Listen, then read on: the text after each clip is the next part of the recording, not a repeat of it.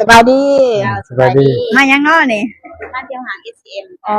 มาเที่ยวหาง SCM เราซื้อจังได๋ก็พ่อซื้อจังได๋ก็ชื่อต้นอ๋อซื้อต้นแม่เลยแม่ชื่อกันอ๋อซื้อจันเราเฮ็ดอาชีพหยังน้อแม่เป็นทำงานเป็นแม่บ้านอ๋อทำงานเป็นแม่บ้านช่วยพ่อเด้ก็ล้างรถอยู่บริษัทโตโยต้าโอ้เฮ็ดงานล้างรถนี่เฮ็ดอยู่ไทยดนน่ะบ่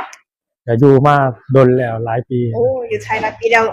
ก็คือแล้วมื้อนี้นั่นเขามาหาง SCM เนี่ยมาเฮ็ดหยังเนี่ยเพื่อมาซื้อ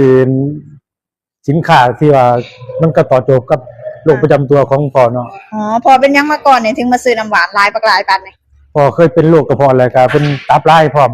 ก่อนเพราะว่าอยู่ลาวเคยไปตรวจร่างกายครบวงจรเพราะว่าก็เคยแบบกินยาโรงพยาบาลเป็นหลายเทื่อแต่มันก็ยังบ่ตอบโจทย์แล้วมาพอสินค้าตัวนี้ก็ถือว่ามันดีเนาะก็คือเป็นโรคกระเพาะน้ำเป็นตับลายน้ำเป็นมาจากปีแล้วเนี่ยตอนเป็นก็เป็นหลายปีเนาะอ๋อเป็นหลายปีเรากินไปจักขวดเนี่ยถึงหายเนี่ยโรคตับลายแล้วก็โรคกระเพาะเนี่ยถือว่าเป็นหุ้นแห้งอีดีเนาะหลายปีแห้งกินประมาณ 3-4 ขวดโอ้3 ขวดถึง4 ขวดนะพี่น้องก็เห็นผลตัวนี้เด้ก็กินคู่กันกับตัวนี้แหละเนาะ2 อันเลยเนาะกินล้างน้ำใสก่อนแม่นบ่เจ้าล้างลำไส้แล้วก็ให้เพิ่นล้างลำไส้ก่อนเพราะว่าแม่ก็ฮู้จัก